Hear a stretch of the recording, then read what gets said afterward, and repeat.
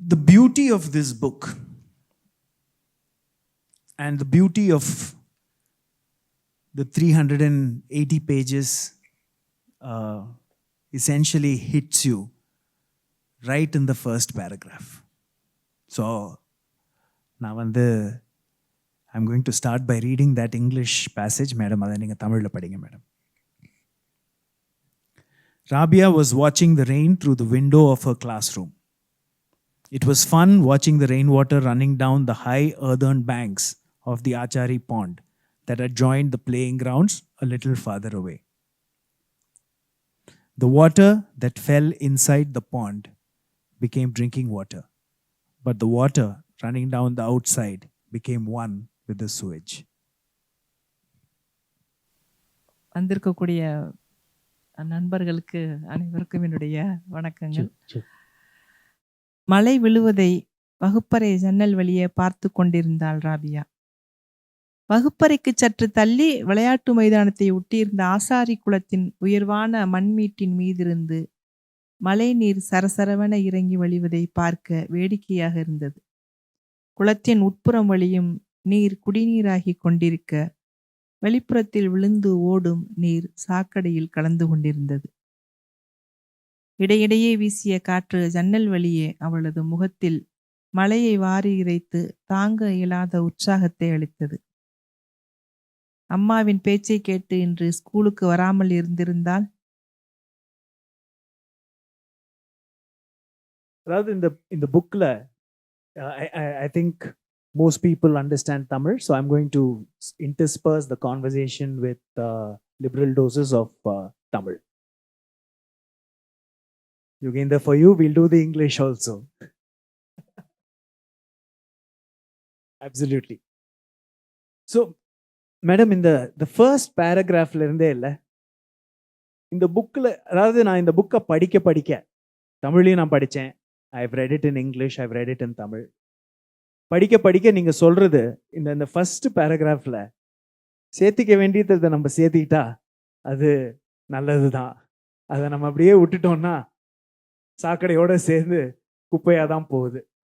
I mean that first paragraph really sort of kept coming back to me through the book, right? Because of what happens to characters, the way the narrative kind of moves on. She really gives you the option of either picking what you want to pick and treating it like precious drinking water, or let it flow and let it join the sewage. ரொம்ப அருமையா இருந்தது madam. இந்த first ஒரு பிலோசாபிக்கலி இந்த புக்கே ஒரு summary மாதிரி எனக்கு அந்த ஃபர்ஸ்ட் பேராகிராஃப் வந்துருச்சு.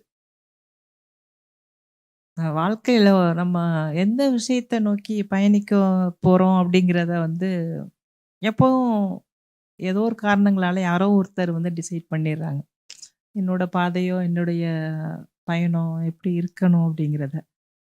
பட் அப்படி பயணிக்கிறத விட நமக்கான விஷயங்கள் நம்ம சூஸ் பண்ணி இதுதான், இதில் தான் நம்ம போக போகிறோம், இதுதான் வேணும் அப்படின்றத நம்ம ஒரு ஃபிலாசபிக்கலாக பார்த்தோம்னா நம்ம அப்படி தான் வாழ்க்கையை கொண்டு போகணும்னு விரும்புகிறோம் எல்லாருமே, பெரும்பாலானவங்க. ஆனால் அப்படி அதற்கான வாய்ப்பை குடும்ப அமைப்பு, சமூக அமைப்பு அல்லது மதம் இது எதுவும் நமக்கு வழங்குறதில்ல அந்த வாய்ப்புகளை. அதான் இந்த நாவலோட ஆரம்பத்தில் நான் அந்த கேரக்டர் அதாவது செமி ஆட்டோபயோகிராஃபி அப்படின்னு கூட சொல்லலாம். அந்த மாதிரியான ஒரு விஷயத்தை தான் நான் முன்வைக்கணும்னு நினச்சேன். ஏன்னா நான் அதுக்கப்புறம் நான் என்ன சூஸ் பண்ணணும், எதை நோக்கி போகணும், எது நல்ல விஷயம், எது தேவையில்லை, இந்த மாதிரியான விஷயங்களை யோசித்து நான் வாழ்க்கையில் வேறு மாற்றங்களை உருவாக்குனேன் இல்லையா? அதுதான் நாவலில் முதல்ல நான் ஆரம்பிக்கிறப்ப சொல்ல விரும்பின விஷயமும் கூட. ரொம்ப அருமையாக புரிஞ்சுது. ஏன்னா உங்களுடைய லைஃப்பை பற்றி தெரியும், உங்களுடைய எழுத்தை பற்றி தெரியும், உங்களை சந்திச்சு உங்களோட பேசுகிற வாய்ப்பும் எனக்கு கிடைச்சிருக்கு. அதனால செமி ஆட்டோபயோகிராஃபியில் நீங்கள் சொல்லவே தேவையில்லை. கேரக்டர். ஆமா. So what she's saying is that first line essentially summarizes, I think most of our lives, right? I think some of the choices, some of the decisions that we make are our own, but others are foisted upon us either by external circumstances, by family, by caste, by religion. by things that are way beyond our control. And in this sort of a semi-autobiographical novel, some of the choices that Salma has made with her own life growing up, and to be who she is today, are I think summarized really beautifully in that sort of poignant 2 lines. The rain could either turn into drinking water or it turns into sewage. What is left is completely, I think, in your hands. ராபியாவை பத்தி பேசலாம் madam. இந்த நாவல் வந்து தமிழ்ல வந்து it's almost 600 page novel. In the English translation, it's almost 400 pages. But the time period in which the entire setting moves starts with that one holy month of Ramzan, which is 30 days, and then maybe 2 or 3 months afterwards.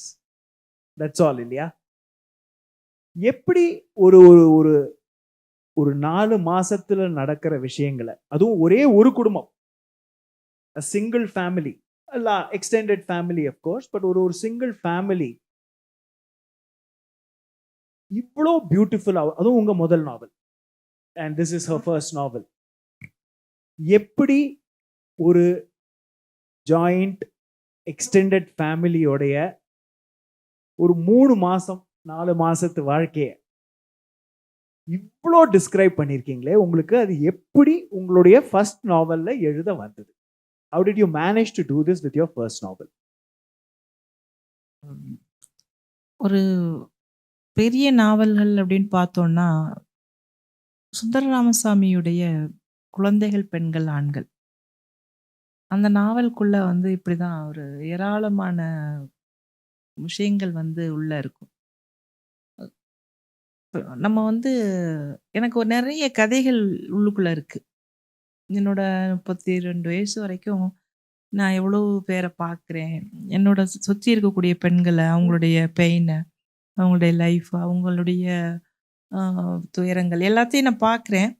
அப்புறம் சமூக அழுத்தங்கள் என்னவா இருக்கு, சமூகத்துக்கு என்ன தேவையா இருக்கு, அப்புறம் இது குடும்பங்கள் தரக்கூடிய அழுத்தங்கள் என்ன மாதிரி பெண்களை பாதிக்குது, ஆண்களுடைய கைகளில் பெண்கள் எப்படி வந்து தன்னுடைய சுயத்தை இழக்கிறதுக்கும் தயாராக இருக்காங்க, அல்லது போராடுறதுக்கு சில பேர் தயாராக இருப்பாங்க. மேபி ஃபிர்தௌஸ் மாதிரியான கேரக்டர்ஸ் சமூகத்துக்கு எதிராக போராளியாக இருப்பாங்க. இதெல்லாமே எனக்கு நான் பார்த்த கதைகள் தான். நிறைய என்னை சுற்றி நடந்துக்கிட்டே இருந்த கதைகள் வந்து என் மனசுக்குள்ளே கொஞ்சம் கொஞ்சமாக ஸ்டோர் ஆகிக்கிட்டே இருக்கு. ஏதாவது ஒரு கட்டத்தில் நான் ஒரு புக்கு எழுதணும், நாவல் எழுதணும். எனக்கு இருந்த ஒரே ஒரு ட்ரீம் அதுதான். நிறைய எழுதணும், நிறைய புக்கு, நிறைய நாவல் எழுதணும் அப்படிலாம் நான் யோசிச்சதே இல்லை. ஒரே ஒரு நாவல் எழுதணும். எனக்குள்ளே இருந்த அவ்வளோ விஷயங்களையும் நான் சேமிச்சதையும் நான் அதை எழுதிட்டு நான் அமைதியாக இருந்துடணும். அதுக்கப்புறம் வந்து யார் என்ன கேட்டாலும் பதில் சொல்ல வேண்டாம், இந்த மாதிரியான ஒரு மனநிலையில் தான் நான் அதை எழுதினேன். அதனால தான் இது நீண்டுகிட்டே போகுது. என்னென்னவோ சொல்ல நினச்சது பூரா சொல்லி முடிச்சிடணும் அப்படிங்கிற ஒரு மடை திறந்த வெள்ளம் மாதிரி முடிச்சுட்டு அமைதியாயிருவோம் அப்படின்ட்டு. ஆனால் அதுக்கப்புறமும் சொல்கிறதுக்கு நிறைய விஷயங்கள் இருக்குது. அப்படிங்கிறப்போ தொடர்ந்து அடுத்தடுத்த நாவல்கள், அடுத்தடுத்த கதைகள் நோக்கி போகிறேன். அவ்வளோ விஷயங்கள் வந்து 32 வயசு வரைக்கும் பார்த்த விஷயங்களை நான் உடனே சொல்லிடணும் அப்படின்னு ஒரு ஆர்வத்தில் எழுதின ஒரு தவிப்பில் எழுதின விஷயமா தான் நான் பார்க்குறேன். What she's saying is the first 32 years of her life, when she was still in that conservative setup, a lot of what she has observed, what she has gone through with her own family setup, with the other women that she interacted with, the ways in which their lives were almost controlled by the men around them. So her only dream was to basically say that, I have decided to get out of it, and I'm going to say everything that I have observed and everything I have seen and everything I have to say in this one novel. I have no dreams of writing anything else. I just want to write this one thing, and afterwards I don't have to say anything at all. Was why this came out, and that is what this book reads like. ஒரு அணைய திறந்து விட்ட மாதிரி தான் இந்த புஸ்தகம். நம்ம படிச்சோம்னா, இந்த புஸ்தகத்தை ஆரம்பிச்சோம்னா, இந்த கடைசியில முடியறது கூட இன்னும் அணையில என்னமோ இருக்கு. அது தெரியுது. But the way this book reads is as though a dam's been opened. Right from that first page to the last page, there is no stop at all. There is no pause. There is things that are happening, and there are things that are happening to people. There are things that are happening, circumstances that are happening. And அது ஒரு நிஜமாவே ஒரு அணைய திறந்து விட்ட மாதிரி தான் நீங்க எழுதியிருக்கீங்க. உங்களுடைய அப்படியே உங்களுடைய அந்த பழைய லைஃப்ல இருந்து நான் இப்போ வந்து அந்த கன்சர்வேட்டிசமை விட்டுட்டு நான் வந்து என்னுடைய ஃபீலிங்ஸை எனக்குள்ள இருக்கிறத நான் எக்ஸ்பிரஸ் பண்ண போறேன் அப்படிங்கிற ஒரு அந்த அந்த ஒரு ஸ்ட்ரெங்க் இந்த நாவல்ல கண்டிப்பா தெரியுது மேடம். அந்த பயம் இடையில இது சில விஷயங்களை மறந்துடுவ கூடாது, மறக்கிறதுக்குள்ளே எழுதி முடிச்சிடணும். வேகமாக எழுதி இதை முடிச்சிருவோம். எதை அதை ரீகால் பண்ணி பண்ணி தான் எழுத வேண்டியிருந்தது. பட் ரீகால் பண்ணி எழுதுகிறப்போ பல சந்தர்ப்பங்கள் வந்து எனக்கே ரொம்ப பெரிய ஒரு மன கஷ்டம் வரும். இதெல்லாம் நம்ம பார்த்து வந்தோம், இதெல்லாம் கடந்திருக்கோம், இதில் எல்லாம் அந்த அந்த பெயினை நம்ம திரும்ப ஃபீல் பண்ணுற ஒரு விஷயமாகவும் இருந்தது. அதுதான் ஒரு பெரிய சவால்னு நான் நினைக்கிறேன் ஒரு ரைட்டருக்கு. அதுக்குள்ளே திரும்ப ரீகால் பண்ணுறப்போ, திரும்ப அந்த லைஃப்பை நம்ம மனசுக்குள்ளே கொண்டு வர்றப்போ, அது ஒரு பெரிய சிக்கல் தான் அதை பதிவு செய்கிறப்போ வருது. சிலதெல்லாம் வேணும்னே நம்ம வந்து மறக்கணுமேங்கிறதுக்காக மறந்துருப்போம். அது எல்லாத்தையும் திரும்ப கொண்டு வரதுனால தான். She says, you know, I had to write this novel and I had to write it in a hurry so I don't forget anything. And it was a painful process because there were things that were suppressed, there were things that she had forgotten, there were things that she had put away. And to revisit those and to write it was a painful as part of the writing process. But she had to do it because that is what was her calling at that point in time. Yeah. இதுல வந்து madam, this is a story of, நான் சொன்ன மாதிரி இது வந்து எல்லாரும் எவ்வளோ பேர் இந்த புஸ்தகத்தை படிச்சிருக்காங்கன்னு தெரியாது. பட் படிக்காதவங்களுக்கு this book is a story of a very large extended family which is set in a semi-urban setting of Tamil Nadu. I won't call it a village. It's a semi-urban setting. They're very, very close to, it's a sort of a small town very close to the southern city of Madurai. And this is a large family, and the story is predominantly told through the protagonist, which is Rabia, who is a young girl studying in 7th standard. She's studying in the 7th standard. The other major characters are people in her life, whether it's her parents, her cousins, her aunts and uncles, her neighbors, her friends. So the story is told through the eyes of a 7th standard child. So 32 வயசுல நீங்க எப்படி madam ஒரு 7ஆம் class பொண்ணுன்னா ஒரு 11 வயசு பொண்ணு மாதிரி ஒரு 11 வயசு பொண்ணு மாதிரி எப்படி மேடம் அந்த லாங்குவேஜை எப்படி கொண்டு வந்தீங்க? ஏன்னா இதுல நிறைய அதுவும் தமிழ்ல படிக்கிறச்சு, இங்கிலீஷ்ல அது தெரியறது இல்லை.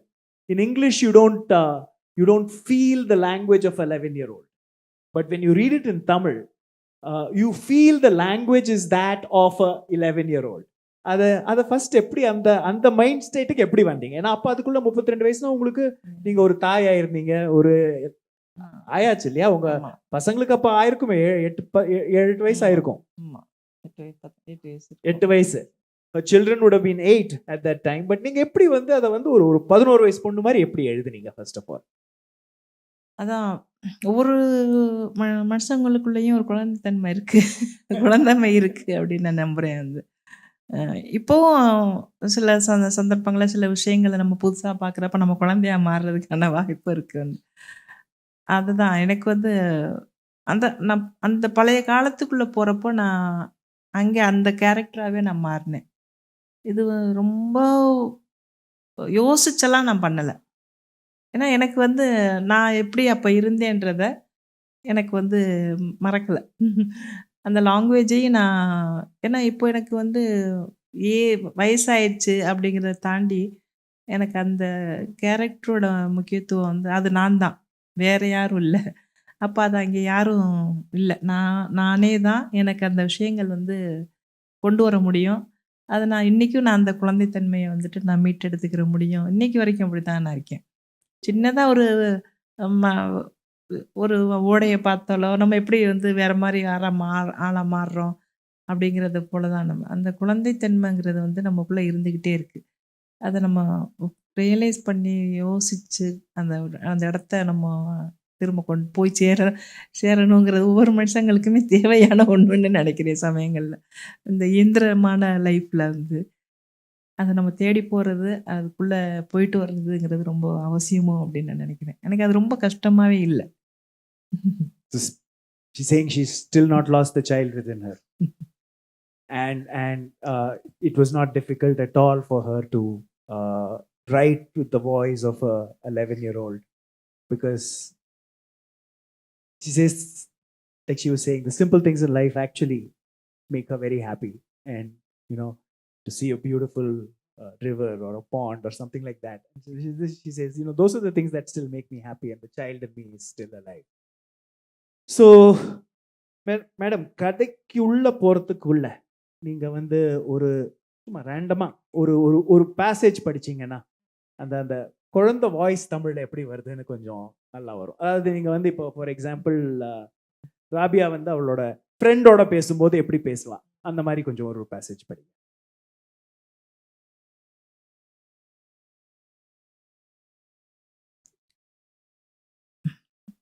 அந்த ஒரு இறந்த வீட்டுக்கு போவாங்க இல்லையா?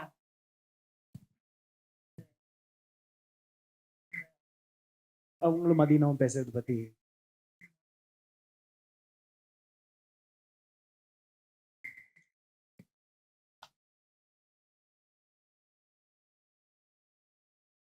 மோதினார் பாவா கூட ஒரு கான்வர்சேஷன் இருக்கும்.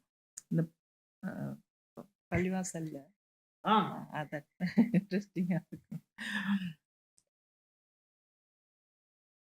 காலையில் சீக்கிரமாகவே எழுந்து விட்டாள் ராபியா. மதரசாவுக்கு ஓதி செல்ல வேண்டும் என்பதை விட வாதா மரத்தினடியில் உதிர்ந்து கிடக்கும் பழங்களை பொறுக்க வேண்டும் என்கிற ஆசையில் அதிகாலையிலேயே எழுந்து கிளம்பி போய்விடுவாள். இவளைப் போலத்தான் மற்ற பிள்ளைகளும் யார் முதலில் போவது, யார் நிறைய பழம் பொறுக்குவது என்கிற போட்டி அவர்களுக்குள் இருந்து கொண்டிருக்கும்.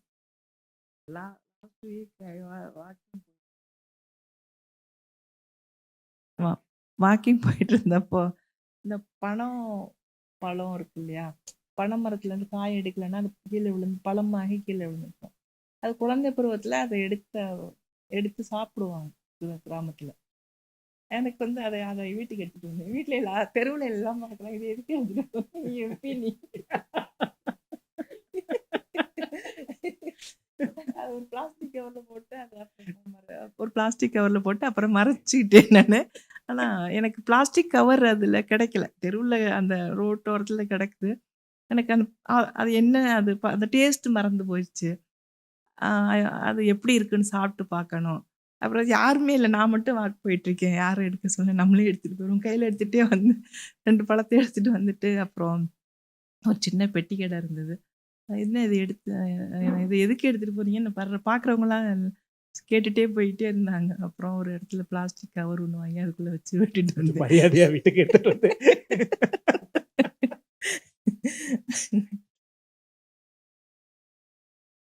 வழக்கம் போல தலைக்கு ஒரு துண்டையும் குர்ஆனையும் எடுத்துக்கொண்டு கிளம்பியவளின் ஓட்டத்தை சொஹ்ராவின் குரல் தடுத்து நிறுத்தியது. என்னம்மா என்றாள். குர்ஆனை தொடுறதுக்கு முன்னால ஒளிச்செய்தியா? செய்தாச்சுமா என்று சொல்லிவிட்டு தெருவில் இறங்கி ஓடினாள் ராபியா. மோதினார் பாபா மட்டும்தான் ஏதாவது வேலைகள் செய்து கொண்டிருப்பார். அவரை ராபியாவுக்கு ரொம்பவும் பிடிக்கும். அவர் காலையில் இவள் போகும் பொழுது ஒரு பெரிய இரும்பு தட்டில் சலித்த நைசான மணலை அள்ளி தண்ணீர் ஊற்றி கரண்டியால் கலக்கி கொண்டிருப்பார். ராபியா அவர் பக்கத்தில் போய் குத்துக்காலிட்டு உட்கார்ந்து கொள்வாள். இது எதுக்கு மோதினார் பாவா? சொல்றேன் புள்ள, இரு என்பார். இவளிடம் ஒரு குவளையை கொடுத்து, இந்தா போய் ஹவுஸ்ல தண்ணி மெத்திக்கிட்டு வா என்பார். இப்ப சொல்லுங்க, இது எதுக்கு என்று மறுபடி கேட்பாள். அவரது தனது தாடியை லேசாக சொரிந்து விட்டு கொண்டு, அது வந்து நீங்கள்லாம் சட்டிவானை வச்சு விளையாடுவீங்கல்ல, அது மாதிரி தான் நான் விளையாடுறேன். இப்ப பாரு என்று சொல்லிவிட்டு விளக்குமாறால் மண் தரையை சுத்தமாக கூட்டிவிட்டு, அந்த இடத்தில் கரைத்த மணலை ஒவ்வொரு கரண்டியாக இடம் விட்டு வரிசையாக இட்லியைப் போல ஊற்றுவார். அவர் பொய் சொல்கிறார் என்பது இவளுக்கு தெரியும். பொய் சொல்லாதீங்க பாவா. தினமும் இப்படி மணல் இட்லி ஊத்துறீங்களே எதுக்காக? என்று கேட்பாள். So in the Tamil, the way the young girl speaks is so childish. And of course, in the English translation, I'm going to read what she's saying. Rabia woke up early in the morning. More than the need to go to the madrasa to say her prayers, it was the desire to pick up the fallen fruits from under the vada tree that made her get up early. And that's where she stopped and said, you know, last week she was walking, morning walk, and she had these palm fruits that had fallen down on the floor. She picked it up and took it home because she wanted to eat it. And people stopped her and said, Madam, you're an MP. Why are you walking around with fruit in your hand? So she had to basically stop somewhere, get a plastic bag and put it inside and carry it home rather, you know, discreetly. The other children were the same. They would always compete with one another to see who could arrive first and pick up most fruits. When she left at a run as usual, with a towel on her head and the Quran in her hand, Zohra's voice stopped her. Standing at the doorstep, she asked, Yes, Amma. Did you purify yourself before you touched the Quran? Yes, Amma, Rabia replied and ran out onto the street. There would be no one at the entrance of the mosque after dawn prayers. Only Motinar Baba would be pottering around as usual, doing one chore or another. Rabia quite liked him. Every morning when she arrived, she would find him using an iron plate to pick up finely sifted sand and mixing water in it with a ladle. Rabia would go and kneel down beside him. What is this for, Motinar Baba? I'll tell you, girl. Wait. He would hand her a mug and say, Here, go get some water in this. She would run off and get the water. Now tell me, what is this for? She would ask again. He would scratch his beard lightly and say, This? You children like playing with pots and pans, don't you? See, he would sweep the mud floor clean with a broom and pour ladlefuls of the mixed sand like idlis. She knew he was lying. She would hold his hand and beg, her face always eager. Don't lie, Baba. Why do you pour out these sand idlis every day?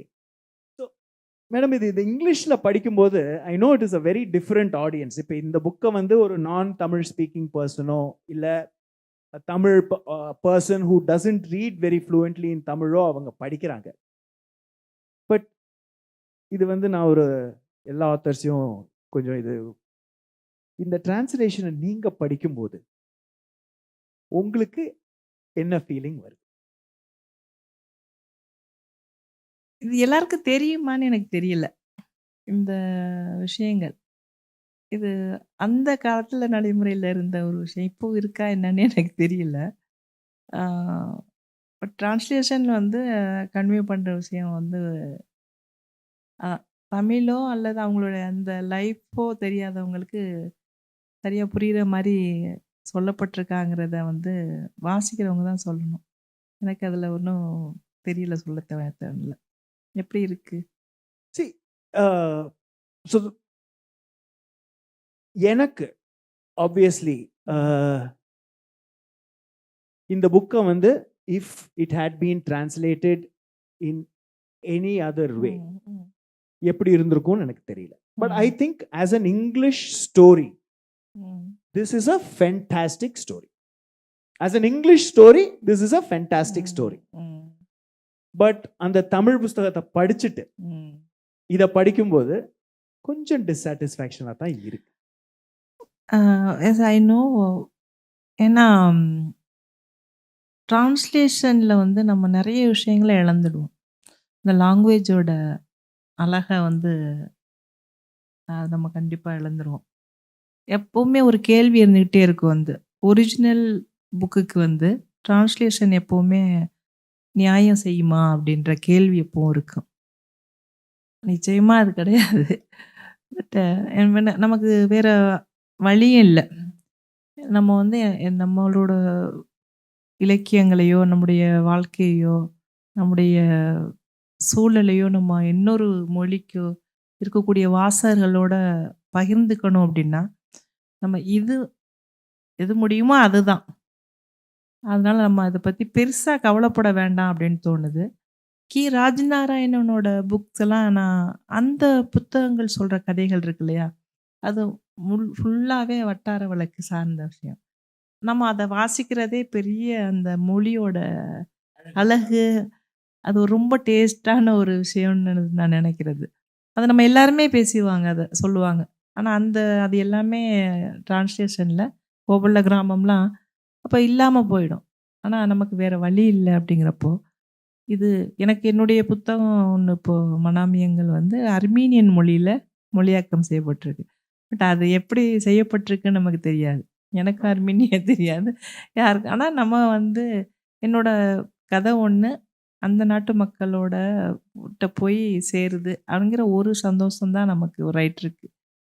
நம்மளுடைய நீங்க வந்து ரஷ்ய இலக்கியங்களோ அல்லது பிற மொழியிலேருந்து Latin American கதைகளோ அல்லது எவ்வளவோ மார்க்யூஸோட கதைகளோ, இதெல்லாம் அப்படி வந்து சேர்ந்தது தானே. அப்போ நமக்கு ஓரளவாவது கிடைச்சதுங்கிற ஒரு சந்தோஷம் போதும்னு நான் நினைக்கிறேன். I think that's a point which, you know, I'd have to agree with. The English is not the same as the Tamil, right? The richness of our own Indian languages in terms of the tone, the tenor, the regional dialects, all of that are completely lost when you write in English, which is, as we all know, a very, very flat language. Very, very unflattering to the richness of our own languages.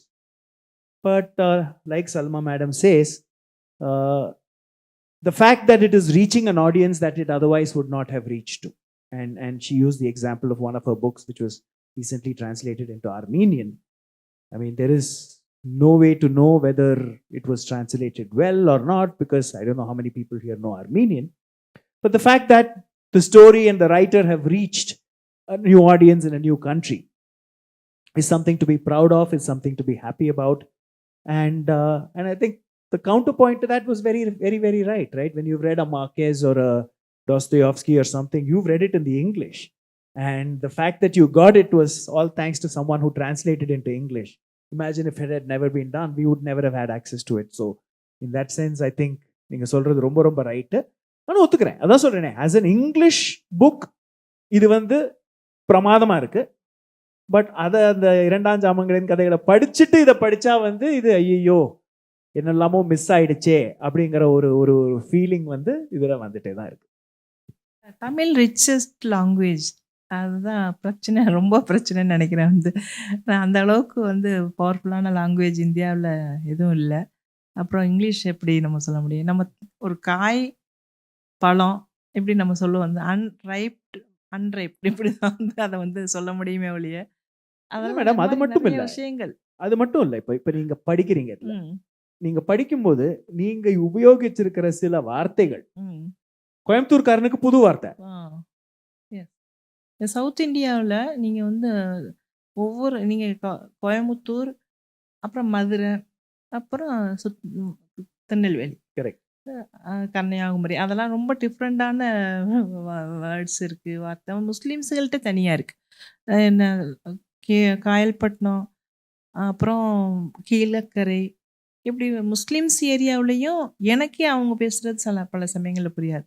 அப்போ அந்த language அந்தந்த இடத்துக்கு ஏற்ற மாதிரி ஒரு சில வார்த்தைகளையும் சில விஷயங்களையும் உள்வாங்கிக்கிற வளர்ந்த ஒரு விஷயம்தான். அப்போ அது ஏன்னா இப்போ இதுல வந்து ராபியா கால்ஸ் ஹர் ஃபாதர் என்னன்னு கூப்பிடுறாங்க, அத்தான் கூப்பிடுறாங்க. ஆனா வந்து தமிழ்ல வந்து இது இங்கிலீஷ்ல நீங்க படிச்சீங்கன்னா it sounds very similar to the word Ata. And in Coimbatore, you call your grandmother Ata. So the Tamil word that she uses in her Tamil in this book, to me, coming from Coimbatore, where we speak a very different Tamil, that same word, father, and the first time I read it, I had to sort of இது என்ன பாட்டியை கூப்பிடுற மாதிரி இருக்கே அப்படின்ன மாதிரி இருந்தது. But அப்பாவை கூப்பிடுறாங்க. அத்தான் கூப்பிடுறது நம்ம தமிழ்ல வந்து ஆத்தான் படிச்சா அது வந்து அப்பாவுடைய அம்மா தானே ஆத்தா. அப்பாவுடைய அம்மா தான் கோயம்புத்தூர்ல வந்து ஆத்தா. அதனால even those little things are nice. கதையில இன்னும் கொஞ்சம் முன்னாடி போறதுக்கு முன்னாடி will go some more into the translation. And இதுல அவர் ஜிஜேவி பிரசாத் பண்ணியிருக்கிற சில things I like a lot. For example, he's used the word ever silver. He didn't use the word stainless steel. Right? When guests come, the family serves them water or food in an ever silver plate, not in a stainless steel plate, while they themselves are eating in an aluminum plate. Correct? And that is such a heartening thing to see, because in the English, he's used the word ever silver. And I don't know in how many parts of the country stainless steel is called ever silver. Right? But correct, ever silver தட்டில் கொடுத்துருந்தானே சொல்லுவாங்க தமிழ்ல. Stainless steel தட்டில் கொடுன்னு சொல்ல மாட்டாங்களே. So இதெல்லாம் அவர் பண்ணது நமக்கு இங்கிலீஷ்ல படிக்கும் போதும் அப்படியே வந்து கொஞ்சம் ஒரு மாதிரி ஒரு சந்தோஷமா இருந்தது மேடம். இந்த புக்ல ஒரு நெருக்கமா ஃபீல் பண்ணும். அதாவது அந்த Tamil லாங்குவேஜுக்கு the beauty of the translation is when the translator introduces certain words like that without changing the thing. So அதெல்லாம் ரொம்ப அழகா பண்ணியிருந்தாரு மேடம் இதுல. ரொம்ப சந்தோஷம். என்னன்னா இதில் நிறைய நாங்கள் எடிட் பண்ணணும் அப்படின்றது வந்து காரணம் என்னென்னா, இது நிறைய லாங்குவேஜுக்கு இது ஆஃபர் பண்ணுவாங்க ட்ரான்ஸ்லேஷனுக்கு. ஆனால் இந்த புக்கோட திக்னஸ் வந்து இவ்வளோ கேரக்டர்ஸ் இது எல்லாத்தையும் வாசித்து அவங்க ட்ரான்ஸ்லேட் பண்ணுறதுக்கு வந்து ரொம்ப அவங்களுக்கு அது பெரிய கஷ்டமாயிரும். அப்போ அவங்க வேணான்னு சொல்லிட்டு போகிற மாதிரியான ஒரு சூழல்லாம் இருந்தது. இப்போது இதில் கொஞ்சம் நம்ம எடிட்டிங் அப்படிங்கிற விஷயம் தமிழில் அவ்வளோவா இல்லை நம்மக்கிட்ட. இதை நம்ம எடிட்டட் வெர்ஷனாக கொண்டு வரலாம் அப்படின்ற ஒரு ஐடியா வந்து என்னோடய பப்ளிஷருக்கு எனக்கு வந்தது. அதாவது main characters, main life stories இது இருக்குது. கொஞ்சம் வெளியில் இருக்கக்கூடிய கேரக்டர்ஸ்லாம் நம்ம தேவையில்லை அவங்கெல்லாம் அப்படின்னு சொல்லிட்டு அதெல்லாம் எடுத்துட்டு இதை பண்ணதுனால இது பேஜஸ் கொஞ்சம் கம்மியாகி இப்போது ரொம்ப ஷார்ப்பாக இருக்க மாதிரி வந்திருக்கு. So the choice of actually making this into a much slimmer version from the Tamil was done during the editing process, where some of the characters that were deemed not central to the plot were actually dropped, and the focus was kept on the main characters to keep the narrative moving, to get a much sort of a trimmer and a crisper edited version in the English. So let's move on. Idhula vandu, so Rabia, like I said, is the protagonist, the main character. She's only about 11 years old. But she lives in a household where there is a lot of action happening, because the beginning of the book is set right at the beginning of the holy month of Ramzan. So as you can imagine, in a Muslim family, there is hectic activities going on in terms of, you know, preparations for the festival, preparations for the fasting and the breaking of the fast and all of that. So இது எனக்கு ஒரு சாப்பாடு ராமனா உங்களை கேட்குறேன். 4-5 தடவை இந்த வார்த்தையை படிச்சுட்டேன். அப்புறம் நான் கூகுள் பண்ணலாமான்னு பார்த்தேன். வேண்டாம், நீங்களே சொல்லுவீங்கன்னு சொல்லிட்டு. மேடம், இந்த நோம்பு கஞ்சிங்கிறதுல என்னெல்லாம் போடுவாங்க மேடம்? நோம்பு கஞ்சி சாப்பிட்ருக்கீங்களா? இல்ல மேடம். அப்போ நீங்க வாழ்க்கையில ஒரு பெரிய கொஞ்சம் நான் கூட படிச்சேன் மேடம். பட் அப்புறம் நான் கூகுள் பண்ணாம நேரா உங்களையே கேட்டலாம்னு சொல்லிட்டு நீங்க இந்த பெரிய நோம்பு கஞ்சியில என்னெல்லாம் போடுவாங்க? நோம்பு கஞ்சி. பட் நான் வந்து எனக்கு சமைக்க தெரியாது. அது ரொம்ப பாவம். சாப்பிட தெரியல. சாப்பிட தெரியும். இதுல என்னென்ன போடுவாங்கன்னா வீட்டில் அதெல்லாம் செய்யறப்ப பார்த்துருக்கேன் இல்லையா? அதாவது பிரியாணிக்கு என்னென்ன மசாலா இருக்கோ அது எல்லாமே இதில் இருக்கும். பிரியாணியோட மசாலா எல்லாமே. அது வந்து ரைஸை வந்து முழுசாக இருக்கும். அது மீட் போடுவாங்க. இதில் மீட்டு இப்போ போடுறாங்க. மீட்டும் இருக்கு. மீட் அப்போலேருந்தே இருக்கு. மீட்டும் போடுவாங்க. வசதி இருக்கிறவங்க மீட்டோட பண்ணுவாங்க. அப்புறம் அரிசியை வந்து உடைச்சிருவாங்க. அப்போ கஞ்சியாக மாற்றிடுவாங்க. பிரியாணியுடைய எல்லா மசாலாவும் ஸ்பைசஸும் அதில் இருக்குது. ஹெல்தி அப்படின்னு சொல்லலாம். ஏன்னா பிரியாணியில வந்து நம்ம நெய் ரொம்ப இதெல்லாம் அந்த எண்ணெய் இதெல்லாம் இருக்கும். இது ரொம்ப ஹெல்தி. நீங்க வந்து சாப்பிட்டு பார்க்கணும். அப்பதான் சொல்றேன். நீங்க நெக்ஸ்ட் இயர் அ எந்த பள்ளிவாசல்லயும் போய் கேட்டீங்கன்னா குடுத்துருவாங்க. அப்படியா? அது யார் போய் கேட்டாலும் குடுப்பாங்க. அது வந்து யூசுவலா நடக்கிற விஷயம். எங்க ஊர்லலாம் அது ஒரு ஹிந்து ஃபேமிலியே அந்த காலத்துல ஒரு நாள் அவங்க காய்ச்சுவாங்க. நாங்க செலவு பண்ணி காய்ச்சுறோம். அந்த அளவுக்கு வந்து பாண்டிங் இருந்தது. எந்த ஒரு வித்தியாசம் இல்லாம. அப்ப அவங்களும் வாங்கி டெய்லி வாங்கி சாப்பிடுவாங்க. அது ரொம்ப கேஷுவலா நடக்கக்கூடிய விஷயம். இப்பவும் நடக்கும். நீங்க வந்து பள்ளிவாசல்ல யார் வேணாலும் போய் வாங்கி சாப்பிடலாம். நீங்க சாப்பிடுங்க. அத வந்து நான் உங்களுக்கு சிபாரிசு பண்றேன். So, because it's the holy month is where it starts, there is a lot of references to this thing they call the Nombu Kanji, which is almost like a porridge that they use to break the fast. So I asked her what is in the recipe. I didn't want to Google it, and so it says it is like a porridge. It's made with broken rice, but a lot of the masalas that go into biryani is there, and she highly recommends it. So I am going to now find my sources for Nombu Kanji next year. Light ஃபுட்டாவும் இருக்கும். ஆமா. ஏன்னா நீங்க முடிச்சிட்டு நெறைய சாப்பிடவே முடியாது. வயிறு ரொம்ப ஒரு மாரி இருக்கும். அப்போ இது நம்ம ஈஸியா சாப்பிட முடியும்.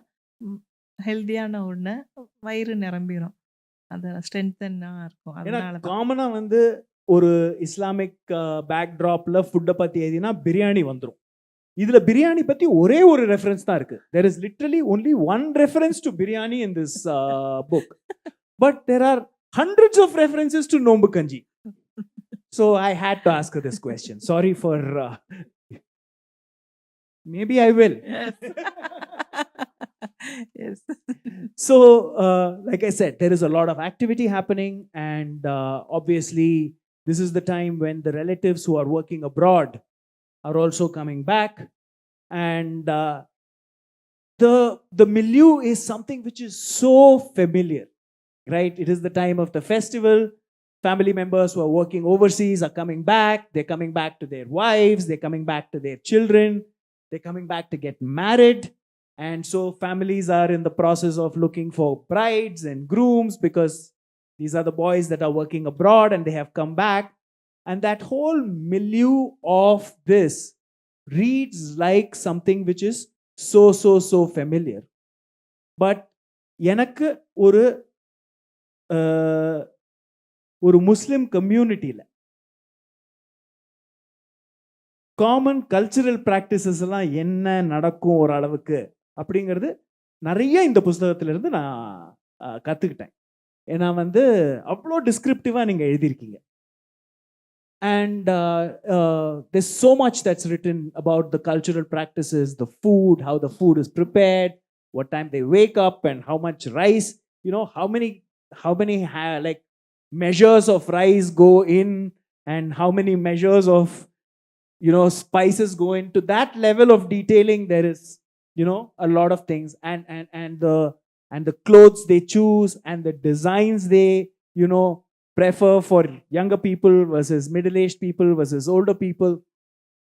So much insight into what a typical sort of, what you don't see in Bollywood, what you don't see in films, what you see, what happens in the real life, not in the city, but in a town, which is the sort of heartland of Tamil Nadu, is just amazing. Nariya நான் படிச்சிட்டேன். And the other thing that constantly, you know, given the polarized times that we live in, given the kind of thing that the ease with which there is fraternization between, in fact, right in the beginning, right in the, you know, probably the third chapter, it is preparations for the first day of Ramzan, and they prepare the sweet called Adirasam, which is one of my favorites. And the people who come, it's made with finely pounded rice. And the crew that comes to pound the rice is a Hindu crew. Correct? The whole neighborhood is a Muslim neighborhood. All the families are preparing Adirasam. And there is this crew of Hindu workers who are going from house to house to house because they are the experts in pounding rice for adirasam, right? And I think this also gives us a great amount of insight into what truly happens in the heartland of small towns, at least in Tamil Nadu. I mean, which I am very familiar with, right? Because growing up in Tamil Nadu, having lived large parts of my life in Tamil Nadu, I think this is what goes on in, that polarization, that thing of what we hear and all of that. Now you sit down and feel, and it is so forced, right? Whereas it seems perfectly normal. This is what they're good at. This is what they do. This is what we are good at. This is what we'll do. This is what she's good at. This is what she'll do. And that is how daily life goes on in all of these places. அந்த ஒரு ஒரு ஒரு ஒரு சாதாரணமான மக்களுடைய சாதாரணமான வாழ்க்கையில மதத்துக்கோ இதுக்கோ ஜாதிக்கோ ஒரு இடம் இல்லைங்கிறது வந்து இந்த கதையில இருந்து நிறைய நமக்கு இன்ஸ்டன்சஸ் வருது இல்லைங்களா? நம்ம அப்படிதான் வாழ்ந்து வந்திருக்கோம். நமக்கு வந்து ஒரு பெரிய பிரிவினைலாம் இல்ல. அப்போலாம் எனக்கு அப்படி யோசிச்ச தெரியல. அதான் நான் சொன்னேன்ல, ஒரு நோம்பு கஞ்சிய வந்து 30 நாளுக்கும் 30 ஃபேமிலிஸ் அந்த ஊர்ல இருக்கக்கூடிய பெரிய பாரம்பரியமான ஃபேமிலிஸ்க்கு தான் அத உரிமை உண்டு. அது எவ்வளவுதான் அவங்க வறுமையில இருந்தாலும் அத விட்டு குடுக்க மாட்டாங்க. காசு இல்லன்னாலும், சரி வேற ஒருத்தவங்க ஏழையாயிட்டீங்க, நீங்க வேற யாருக்காவது குடுப்போம். ரொம்ப பேர் வெயிட் பண்றாங்கன்னா குடுக்க மாட்டாங்க. இது என்னுடைய கௌரவ பிரச்சனை. நான் அத பண்ணணும் அப்படின்னு சொல்லுவாங்க. அதுதான் ஒரு ஹிந்து ஃபேமிலியும் அத ஒரு நாள் பண்றாங்க அப்படிங்கிறப்போ, அது எனக்கு ரொம்ப ஆச்சரியமான ஒரு விஷயம் அப்போலாம். ஆனா இப்போ நீங்க வந்து கிராமங்கள்ல ஏன்னா அந்த லைஃப வந்து இப்ப கொஞ்சம் கொஞ்சமா நம்ம அந்த மாரியான ஒரு விஷயத்த இழந்துகிட்டு இருக்கோம் அப்படிங்கிறத நான் சமூக சூழல் வந்து ரொம்ப கவலையோட பார்க்க வைக்குது. இப்ப அப்படி நம்ம விரும்பினாலும் ஆ அந்த சூழல் வந்து அத நடக்க விடுறதில்ல. அந்த மாரி இருக்கு இப்போ. ஏன்னா பாலிடிக்ஸ் வந்து எல்லாத்தையும் இப்போ சேஞ்ச் பண்ண ஆரம்பிச்சிருக்கு. அதான் ரொம்ப கவலையான ஒரு விஷயம், வருத்தமான ஒரு விஷயம்.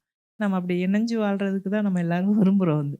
நான் இப்போ அந்த மாரி ஏன்னா இந்த ரம்ஜான்லயும், பக்ரீத்லயும் நெறைய அ ஹிந்துக்கள் வருவாங்க. நாங்க ஷேர் பண்ணிப்போம். முஸ்லிம்ஸும் வருவாங்க. ஏன்னா இது வந்து ஃபுட்டையோ அல்லது ஜக்காத்தையோ வந்து ஷேர் பண்ணிக்கிறது தான் பண்டம். அது எப்பவும் நடக்கிற விஷயம். இப்ப அந்த மாரி விஷயங்கள் கூட குறைஞ்சுகிட்டு இருக்கு. ஏன்னா ஏதோ ஒரு பிரிவினை எல்லாரும் ஃபீல் பண்றாங்களோன்னு கவலையோட தான் பார்க்க வேண்டியிருக்கு. ரொம்ப கவலையா இருக்கு. ரொம்ப கவலையா இருக்கு. Because the ease with which people just dropped into their roles. This is what I'm good at. This is what I do for a living. This is my job. And this is what I like to do. And that sort of ease with which everybody just coexisted. And this is 25 years ago. This is if it is part of her own life, it's within our own lifetime, all of our own lifetimes, that this level of ease with which we coexisted without necessarily worrying about the optics of it or the politics of it is changing. And that is something which is both worrying and very very saddening. ரொம்ப ரொம்ப துக்கமாவும் இருக்கு இல்லைங்களா? எமர்ஜென்சிய பத்தி நம்ம கீழ ஒரு session பார்த்தேன். Emergency அப்படிங்கிறது வந்து எல்லாரையும் ஒடுக்கக்கூடிய ஒண்ணா இருந்தது. ஆனா இப்போ இருக்கக்கூடிய ஒரு டைம் என்ன மாரின்னா, எல்லாரையும் பிரிக்கக்கூடிய ஒரு விஷயமா மாறியிருக்கு. ஒடுக்குறதுங்கிறது வேற, நமக்குள்ளேயே ஒரு பிரிவினை உருவாகுறதுங்கிறது வேற. அது 2க்கும் நெறைய டிஃபரன்சஸ் இருக்குன்னு நான் நெனைக்கிறேன் வந்து. கண்டிப்பா. இதுதான் சரி செய்ய முடியும். அதுல கூட நம்ம மீண்டு வந்துர முடிஞ்சிருக்கும். இது கொஞ்சம் கஷ்டமான ஒரு பீரியட்ல வாழ்ந்துட்டு இருக்கோம் அப்படின்னு நான் தோணுது. Anyways, moving on, I think we will now come to the crux of the novel.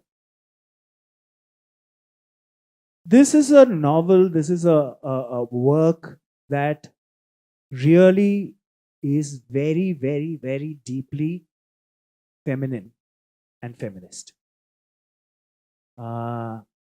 It can't have been written by anyone other than someone who's a feminist that has seen what is required for a woman to break away from the things that hold her back, and has actually done what it to break it and move forward to do what she wants. Nobody else could have written this novel. ஏன்னா madam இதில் வந்து நீங்கள் வந்து கஷ்டங்களை பற்றி எழுதுறீங்க, ஆசைகளை பற்றி எழுதுறீங்க, இச்சைகளை பற்றி எழுதுறீங்க, கோபங்களை பற்றி எழுதுறீங்க, பிறப்பை பற்றி எழுதுறீங்க, சாவை பற்றி எழுதுறீங்க, எல்லாத்த பற்றியும் எழுதுறீங்க. இந்த மாதிரி நான் வந்து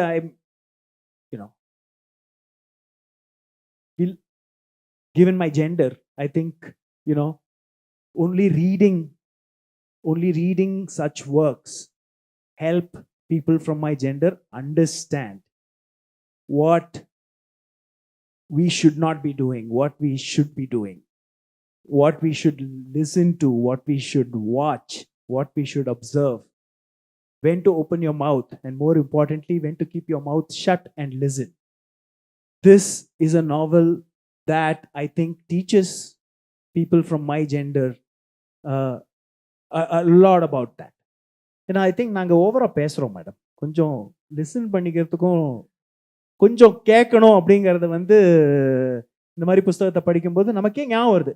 கொஞ்சம் வாயை பொத்தின்னு கொஞ்சம் நேரம் சும்மா இருந்து கொஞ்சம் கேளேன் அப்படிங்கிற மாதிரி இருக்கு மேடம் இந்த நாவல். ஒரு ஆம்பளைக்கு இப்போ படிக்கும்போது நம்ம இந்த ஃபெமினிசம்ன்றதெல்லாம் வந்து இப்போ நிறைய பேசப்பட்டுட்டு இருக்கு, எழுதப்பட்டுக்கிட்டு இருக்கு. அதனால தான் நான் ஃபெமினிஸ்ட் அண்ட் ஃபெமினின் நாவல்னு சொன்னேன். அதான் எல்லாமே இப்போ ஓரளவுக்கு சூழலை மாத்துறதுக்கான அதான் லைஃப் வந்து சேஞ்ச் ஆயிட்டு இருக்கு அப்படின்னு நம்ம நம்புற ஒரு டைம்ல தான் ரொம்ப முக்கியமான செய்தியெல்லாம் கடந்த ஒரு மாசம் இடைவெளியில நான் நிறைய வரதட்சணை கொலைகள் வந்து நிறைய பார்த்தேன். ஒரு பக்கம் வந்து நம்ம சரி நாம மாறிட்டு இருக்கோம், அந்த சொசைட்டி மாறிட்டு இருக்கு அப்படின்னு நம்புறப்போ, இன்னொரு பக்கம் நிறைய சமீபத்துல இந்த வரதட்சணைக்காகவே கொலைகள் நடக்குது பெண்கள். அப்போ இது இந்த சொசைட்டி என்னவா மாற தயாரா இருக்கு, இன்னும் எந்த இடத்துல நின்றுகிட்டு இருக்கு அப்படிங்கிற ஒரு கவலை இருந்துகிட்டே தான் இருக்கு வந்து. இந்த ஃபெமினிசம்ன்றது வந்து எழுதப்படுறதோ பேசப்படுறதோ அப்படிங்கிறத தாண்டி வாழ்கிற ஒரு விஷயம், வாழ்ந்து அது ப்ராக்டிக்கலாக வாழ்கிற ஒரு விஷயமா தான் பெண்கள் இருக்கணும் அப்படின்னு நான் நினைக்கிறேன். திருமணம் அது சார்ந்த உறவுகளுக்குள்ளே போயிட்டு பெண்கள் அடையக்கூடிய ஒரு துயரங்களை வந்து இன்னும் நம்ம எவ்வளோ காலத்துக்கு நான் பெரியார் சொன்னது தான். திருமணங்கிற ஒரு அமைப்பு வந்து பெண்ணை ரொம்ப அடிமைப்படுத்தக்கூடிய ஒன்றா இருக்குது இன்னைக்கு. அதிலிருந்து பெண்ணை வந்து நம்ம இப்போ அதுதான் உன்னுடைய கோல் அப்படின்னு இன்னும் நம்ப வச்சுக்கிட்டு இருக்கிறது. அதுலேருந்துலாம் அவளை விடுவிக்க வேண்டிய ஒரு அவசியம் இருக்குன்னு நான் நினைக்கிறேன். இதில் இப்போ நம்ம பேசுகிறப்போ வந்து திருமணத்திற்கு எதிரானவங்களா நீங்கள் அந்த மாதிரியான ஒரு விஷயத்த நம்ம முன்வைப்பாங்க. குடும்ப அமைப்புங்கிறது இன்னும் வந்து நம்ம நாட்டில் பெண்ணை ஒடுக்கிறதுக்கான ஒன்றா தான் இருக்குது. அது எந்த சந்தேகமும் கிடையாது. இன்னும் நிறைய தூரம் நம்ம பயணிக்க வேண்டியிருக்குன்னு நான் நினைக்கிறேன். வந்து கண்டிப்பா. I think like she said, feminism is not something you write about, talk about, something that you live. And like Periyar said, marriage is an institution that is designed to keep a woman trapped. And it is true in our country even to this date, given the number of dowry deaths and other kinds of murders that are happening in the name of keeping a woman in her place. Though we are still talking about us moving into whatever more modern society, casteless, cognizant of all of that, there is still a long way to go. And I think what she says is so true. I think for the women, I think feminism, like she says, is something that they ought to live in, and for the men to recognize that and to probably be more cognizant of the struggles is something that, again, I keep saying, as a man reading this book sometimes is very disturbing. Reading a novel like this is very disturbing. Konjam it is disturbing, madam. ஏன்னா வந்து நம்மளே வந்து ஐயோ இந்த மாதிரி நம்ம வந்து ஒரு மிருகத்தன்மையா இல்லாம நம்ம ஆளுங்களை இருக்கோமே நம்மளும் கூட இந்த மாதிரி பண்றோமா அப்படின்னு தோண வைக்குது. And I think that is the sign of a good book, when you kind of introspect and say, am I doing the right thing? Forget about the others. Am I doing the right thing? Am I living up to what the expectations of my partner are? Am I doing enough to, not fall into the traps of the traditional ways in which a married couple, in this country has existed for years and years and years? Am I? So it really is it was a very, very introspective novel. நான் இதை வந்து ஒரு முதல்ல நம்ம இதை பேச போகும்னு சொன்னப்போ ஒரு தடவை படித்தேன், ப்ளஸ் திரும்பி நேற்று ஆரம்பிச்சு இன்னைக்கு இன்னொரு தடவை செகண்ட் ரீடிங்கும் பண்ணி முடித்தேன். அண்ட் 2 தடவை இருக்கும்போதுமே it was something that disturb me a lot. For a man, this is a very, very disturbing novel, and I can imagine for a woman how much more disturbing this is, to see the struggles that the protagonists in this go through. As you can see, I'm consciously avoiding going through the story itself, because I think that is something one ought to read. But we're talking more about the themes and the topics of the novel, and listening to her, deepest and thoughts on how this novel came by. Madam, இந்த நாவலில் வந்து நீங்கள் வந்து ஒரு conservative, உங்களுடைய background பற்றி எல்லாருக்கும் தெரியும். நீங்கள் ஒரு கன்சர்வேட்டிவ் ஃபேமிலி, எக்ஸ்ட்ரீம்லி கன்சர்வேட்டிவ் ஃபேமிலியில் இருந்து இந்த நாவல் எழுதினதுக்கு அப்புறம் நீங்கள் வந்து நிறையா ஃபேம் உங்களுக்கு வந்தது, உங்களை வந்து நிறையா ரெக்கக்னைஸ் பண்ணாங்க. பட் இதில் வந்து there are also things that you write about which are still considered taboo. And இது வந்து ஹிந்து ஃபேமிலியாக இருக்கட்டும், முஸ்லீம் ஃபேமிலியாக இருக்கட்டும், கிறிஸ்டியன் ஃபேமிலியாக இருக்கட்டும், ஒரு how does a woman who has chosen to leave her marriage, and when she chooses to have a romantic relationship with another man, how does society look at it? And அந்த மாதிரி ஒரு டாப்பிக்கை பற்றி நீங்கள் எழுதியிருக்கீங்க. இப்போ ஃபிர்தௌஸ் பார்த்தீங்கன்னா அவங்க திருமணத்திலிருந்து விலகி வந்திருக்காங்க. எனக்கு வேண்டாம், நான் எங்கள் அம்மா வீட்டில் போய் இருக்கேன் அப்படின்னு விலகி வந்து இருக்காங்க. அவங்க எதிர்த்தாப்புல இருக்கிற வீட்டில் இருக்கிற ஒரு ஆணுடைய, அவங்க கல்யாணமான ஆணுடைய அவங்களோட ஒரு தொடர்பு உருவாகுது. 2 பேரும் சந்தோஷமா இருக்காங்க. அந்த உறவுக்குள்ள அந்த 2 பேரும் சந்தோஷமா இருக்காங்க. இந்த மாதிரியெல்லாம் நீங்கள் எழுதும்போது what kind of criticism, what kind of backlash did you get? நாவல் வந்தப்போ நிறைய விமர்சனங்கள் வந்தது. அதாவது நிறைய உண்மைகளை பேசுகிறோம் அப்படின்னு நம்ம சொல்கிறோம், ஆனால் இது பொய்களை பேசுது அப்படின்ற விமர்சனம். அப்படின்னா பெண்களுக்கு இது போல் ஆசைகள் அதெல்லாம் பொய், அவங்கள பொறுத்த அளவுக்கு அதை நான் பொய்யா கொண்டு வரேன், அப்படியெல்லாம் பெண்கள் கஷ்டப்படலை, இந்த லைஃப் வந்து அவங்க ரொம்ப சந்தோஷமாக வாழ்ந்துக்கிட்டு இருக்காங்க. எப்படி நம்ம எழுதுனது எது உண்மைன்னு நம்ம சொல்கிறோமோ அது எல்லாமே பொய் அப்படின்னு சொல்லி, அப்புறம் விமனோட டிசைர்ஸை பற்றி எழுதுறது வந்து, செக்ஸுவல் டிசைர்ஸ் வந்து இன்றைக்கி வரைக்கும் நம்ம இலக்கியங்களில் ரொம்ப பாவமான ஒரு விஷயம். அது ரொம்ப பெரிய பாவம். அது அதை வந்து யாரும் செய்யக்கூடாது. அப்புறம் ஒரு முஸ்லீம் கம்யூனிட்டியில் இருந்துட்டு வந்த நான் வந்து எழுதுகிறேன் அப்படிங்கிறது இன்னும் கொஞ்சம் அவங்களுக்கு டிஸ்டர்ப் பண்ணுது. இது வந்து தொடர்ச்சி அன்னைக்கு வந்த விமர்சனம் இன்றைக்கும் இருக்குது, இப்போவும் இருக்குது. இதே ஒரு நாவலை வச்சு தான். அது நம்ம வந்து மனிதர்களுடைய வாழ்க்கையை வந்து எப்படி பதிவு செய்கிறோம், பேசுகிறோம், அதுக்கு பின்னாடி இருக்கக்கூடிய ரியாலிட்டி என்ன, இதை பற்றி யாருக்குமே எந்த அக்கறையும் இல்லை.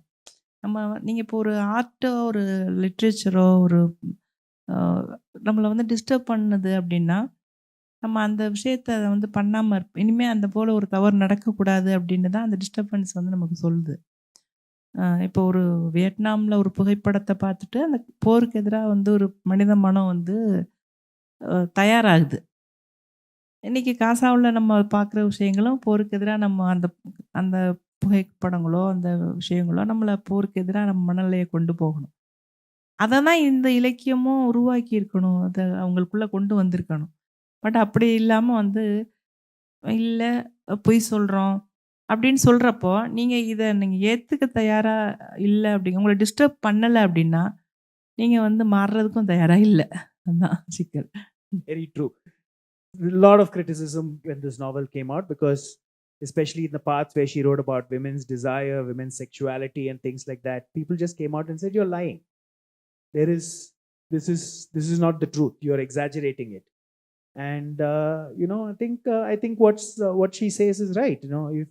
If something, if reading literature disturbs the reader, then it is a good thing, because it means that it is provoking them into thinking about things that they're either uncomfortable with or not willing to recognize. And if it doesn't provoke those, then maybe you will never learn in your life, and so it's better to ignore that criticism and move on. And by the way, that criticism from this first novel, written 25 years ago, continues to follow her, because she wrote about things like a woman's desire and a woman's a woman's desire. uh, uh, she's also written about marital rape. There is an episode of marital rape that happens in this thing. And I'm sure these are all kinds of controversies that will never ever let go, because I guess some people don't want to be disturbed by reading.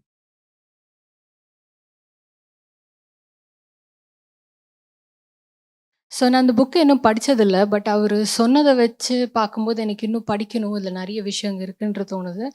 And recently எனக்கு என்ன நான் மனசுல நெனச்சிட்டு இருக்கேன்னா, எனக்கு 35 வயசு ஆகுது. But சின்னப்பத்துலேருந்து ஒரு படம் பார்க்குறோம் அப்படின்னா, ஆ ஒரு முஸ்லிம் கேரக்டர் அப்படின்னா, ஒரு 2 கோணத்தில தான் காமிக்கிறாங்க. ஒண்ணு ரொமான்டிக் இதில. அது ஒரு ரிலிஜன். ஒரு முஸ்லிம் பையன் வந்து ஹிந்து பொண்ண கல்யாணம் பண்ணிக்கிட்டா, இல்ல அந்த மாரி தான் காமிக்கிறாங்க. இல்லன்னா வந்து ஒரு ரொம்ப பொலிட்டிக்கலா காமிக்கிறாங்க. பட் அந்த நிஜமா வந்து முஸ்லிம்ஸ் எப்படி இருக்காங்க? அவங்க அன்றாட வாழ்க்கை என்ன? அப்படின்றத பத்தி காமிக்கிறதில்ல. இன்னொன்னு என்ன அப்படின்னா, ஒரு ஹிந்து ஃபேமிலியில ஒரு செலிப்ரேஷன் நடக்கும்போது, ஒரு முஸ்லிம் வந்து பார்ட்டிசிபேட் பண்ணா தான், ஓ! அவர் நல்ல முஸ்லிம் அப்படின்றத எனக்கு சொல்லும்போதே லைக் என்ன சொல்றது? I'm getting goose bumps. அப்படின்னும்போது தான், ஓ! இவன் ஒரு நல்ல முஸ்லிம் அப்படின்ற ஒரு தாட்ட வந்து கொண்டு வருது. இப்போ படங்கள்ல வந்து ஏன் வந்து முஸ்லிம்ஸ பத்தி நெறைய காமிக்க மாட்டேங்கிறாங்க? இயல்பு வாழ்க்கை, நிஜமான மனிதநேயத்த ஏன் அவங்க கொண்டு வர மாட்டேங்கிறாங்க? அப்படின்ற கொஸ்டின் எனக்கு இருந்துட்டு இருக்கு. அத பத்தி நீங்க என்ன சொல்ல விரும்புறீங்கன்றது ஒரு கொஸ்டின். 2வது லிட்ரேச்சர்லயும் இதே தானா? ஏன்னா ரீசென்ட்லி நான் ஒரு புக்கு ஒண்ணு படிச்சேன். State on and state back. அது பெங்கால்ல வந்து முஸ்லிம்ஸ் அவங்களோட கதை என்ன? அவங்க என்னென்ன இதெல்லாம் வந்து சந்திச்சாங்க? அப்படின்றத பத்தி வந்து கேட்கும்போது டாகூர் சொல்றாரு, எனக்கே வந்து எனக்கு நெறைய முஸ்லிம்ஸ் தெரியாது. அதனால தான் என்னோட புத்தகங்கள்லயே வந்து முஸ்லிம்ஸ பத்தி நான் நெறைய எழுதினதில்ல அப்படின்னு அவரு சொல்றாரு. அந்த காலத்துல அப்படி ஒரு அவருக்கே வந்து அந்த ஒரு அ இது இல்லன்னா, அப்போ எங்க டைம்ஸ்ல நாங்க எப்படி கத்துக்கிறது? What do you think about this? Movies மீடியாலயும் சரி, லிட்ரேச்சர்லயும் சரி. லிட்ரேச்சர்லயும் அப்படிதான் இருக்கா? அது நீங்க எப்படி பிரேக் பண்ணி வெளிய வந்தீங்க அப்படின்றத ஐ வாண்டட் டூ நோ. மூவிஸ்ல வந்து அதான் நீங்க வந்து மூவிஸ், லிட்ரேச்சர் இதெல்லாம் வந்து ஹராம் அப்படின்ற ஒரு அபிப்பிராயத்த இவங்களா உருவாக்கி வச்சிருக்காங்க. இங்க இருக்கக்கூடிய முஸ்லீம். பட் ஈரான்ல மிகச்சிறந்த படங்கள் வந்துட்டு இருக்கும். அவங்கெல்லாம் இஸ்லாம் மக்கள் தான். அதெல்லாம் வந்து அவங்க ஹராம்னு யாரும் ஒதுக்கி வைக்கல. அந்த ஃபீல்ட வந்து எப்படி பயன்படுத்திக்கிறாங்க, விஷயங்கள சொல்றதுக்கு அப்படிங்கிறத நம்ம பார்க்க முடியும். அப்ப நம்ம ஒரு விஷயம் ஹராம்னு சொல்லிட்டு விலக்கி வைக்கிறப்போ, நம்ம அத நோக்கி போகவே மாட்டோம். நீங்க இசையையோ, அல்லது கலைகளையோ, இலக்கியத்தையோ வந்து இவங்க வந்து இங்க இருக்கக்கூடிய ஃபேனடிக் பீப்பிள் அவங்க வந்து அத ஏத்துக்கிறதுக்கு தயாரா இல்ல. அதுதான் சிக்கல். அப்போ நீங்க இவங்க எனக்கு இப்போ நான் நம்புற ஒரு விஷயத்த தான் நான் வந்து எழுத முடியும். நான் அத ஒரு அழகான ஒரு படமா பண்ண முடியும். ஆனா, அத நீங்க இதே தப்புன்னு நெனைக்கிறப்போ, அத விஷயத்துக்குள்ள நீங்க போகவே மாட்டீங்க. நல்ல ஜெர்னலிசத்தையோ அவங்க இன்ன வரைக்கும் கையில எடுக்கல. பெரிய அளவுக்கு தங்களுடைய விஷயங்களையே சொல்றதுக்கு முயற்சி செய்யவே இல்ல. அது ஒண்ணு. ஆ இன்னொரு கேள்வி என்ன சொன்னீங்க? அதாவது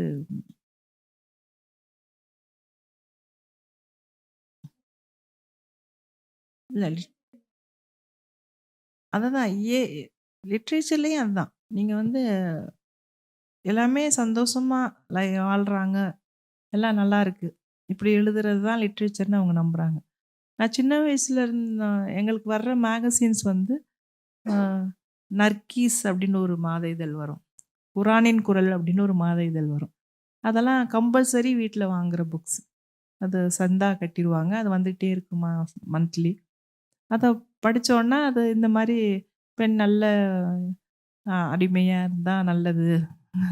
இப்படிலாம் பணிபுரியணும், அப்படியெல்லாம் குடும்பத்துக்காக உழைக்கணும். இதுதான் இலக்கியம்.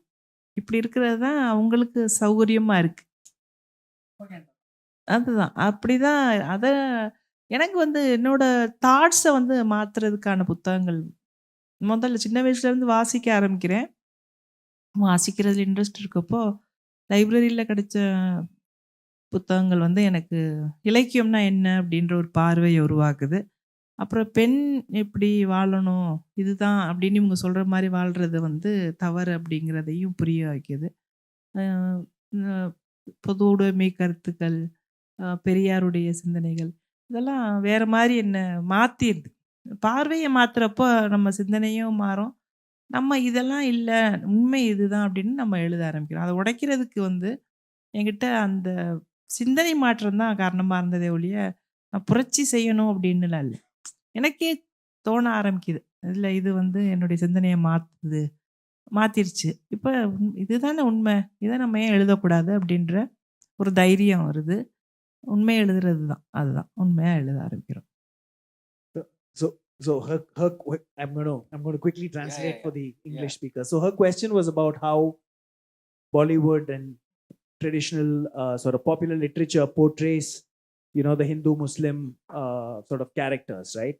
And like she said, in Bollywood, you either portray Muslim characters as someone who is either romantically involved in a sort of a Hindu Muslim couple, or there's a Muslim character that comes and attends a Hindu festival and therefore is quote unquote the good Muslim, or for that matter,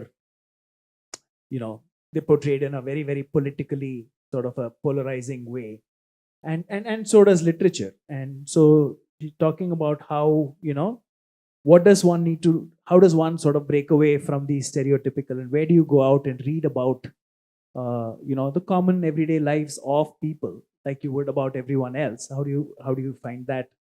And the answer Salma said is, even for her it was the same, right? Because when she grew up, the magazines that she got were the magazines that were subscribed by the family, which were very sort of almost sort of religious texts, right?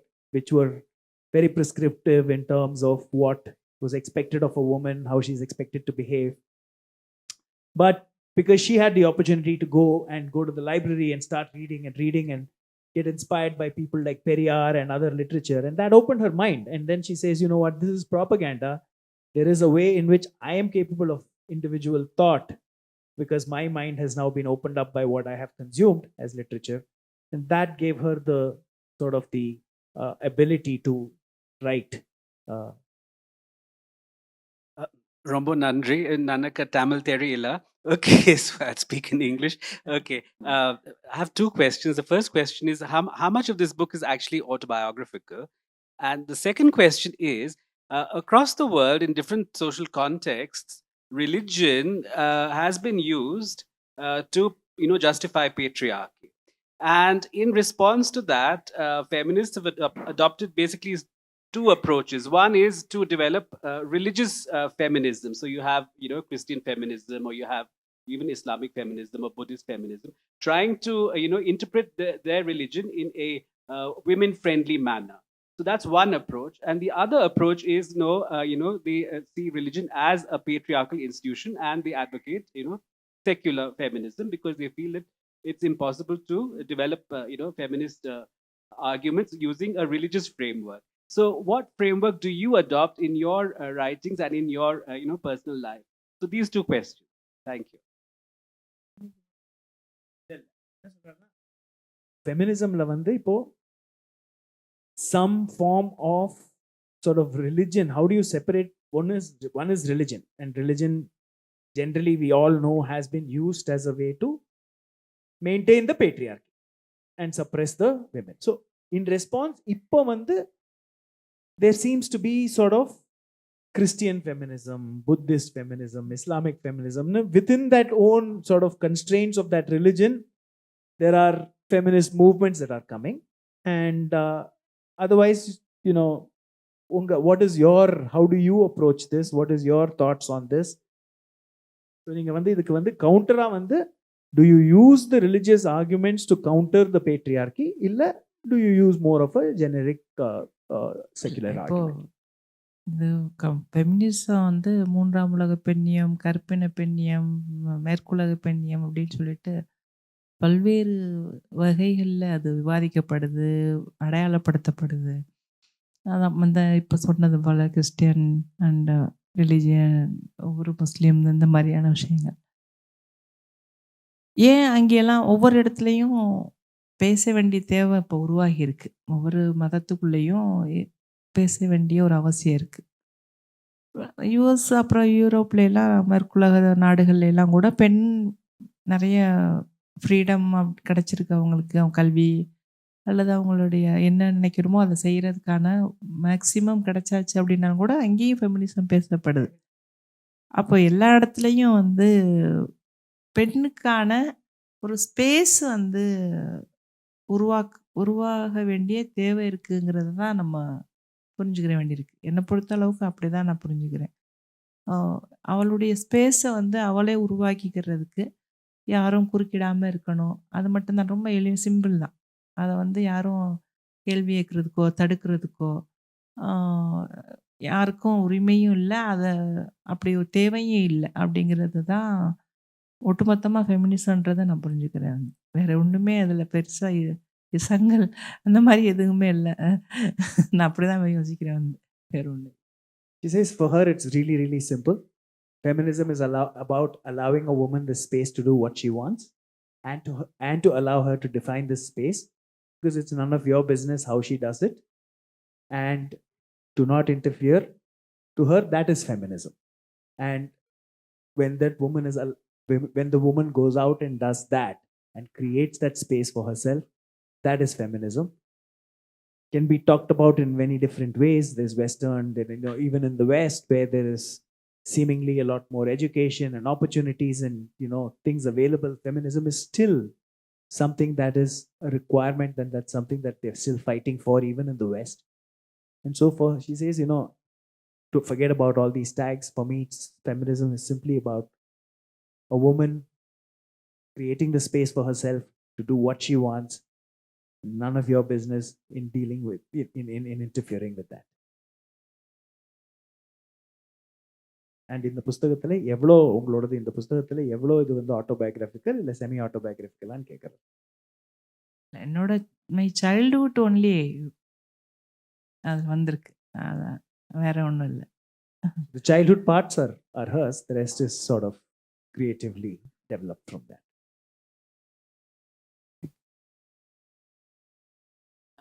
First of all, நீங்கள் இந்த book எழுதினதுக்கு, இந்த book நான் படிச்சிருக்கேன் தமிழில், அதுக்கு ரொம்ப நன்றி.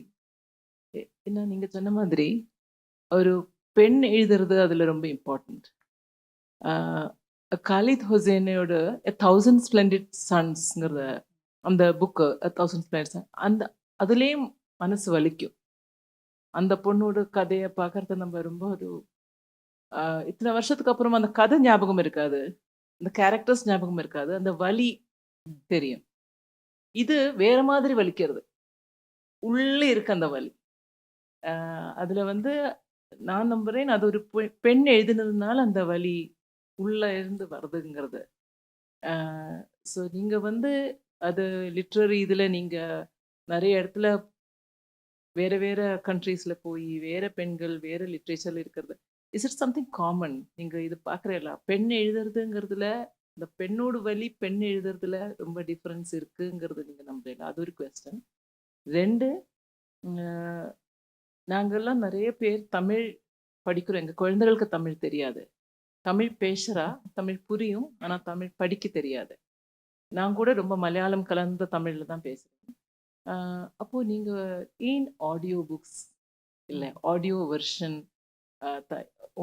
உங்களோடது மாதிரி எல்லா புக்கும் ஆடியோ கேட்கல தான், உங்கள் மாதிரி அந்த வலி தெரிய வைக்கிறது, அந்த கொஸ்டின்ஸ் கேட்க வைக்கிறது, இவர் சொன்ன மாதிரி அது பெண்களுக்கானாலும் ஆண்களுக்கானாலும் அந்த ஒரு அவேர்னஸ் கொடுக்கறது கதை மூலமா அது ஆடியோ புக்ஸாக வர வேண்டியது ரொம்ப ஒரு அவசியம் நினைக்கிறேன்.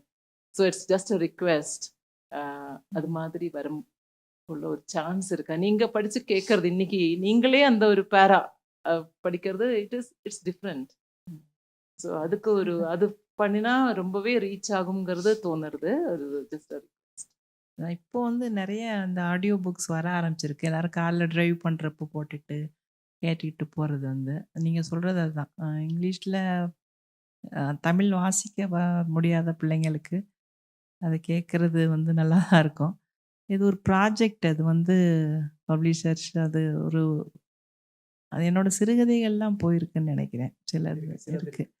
அதனால் இது ப்ராஜெக்ட் தான். அதை யாராவது பண்ணணும் பப்ளிஷர்ஸ் எல்லாம் சேர்ந்து.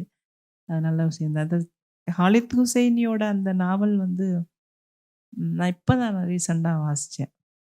ஒரு மலையாள போயட் ராமன் வந்து ஒரு 2 இயர்ஸ் முன்னாடி என்கிட்ட சொன்னார் வந்து, அந்த நாவலை வாசிக்கிறப்போ எனக்கு இந்த நாவல் ஞாபகம் வந்துக்கிட்டே இருந்தது அப்படின்னு சொன்னார் வந்து.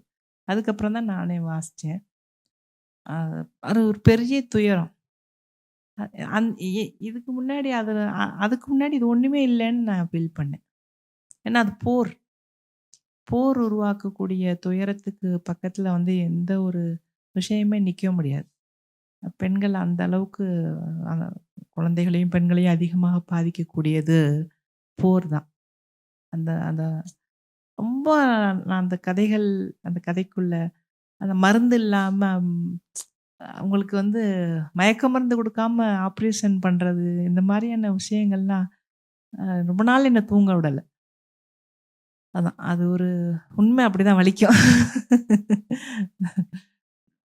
Question was about Khalid Hosseini's book, which also brings about the suffering and how it affected her. And so the question was about, has she seen similar kind of stories from across the world? And she says, yeah, it no matter what language you read it in, it still hurts. And madam, nanu idla, as somebody who is involved in the book industry, nanu I will add, I mean, I sell books for a living. The audiobook industry is not doing enough, and I think it is right now only a commercial constraint.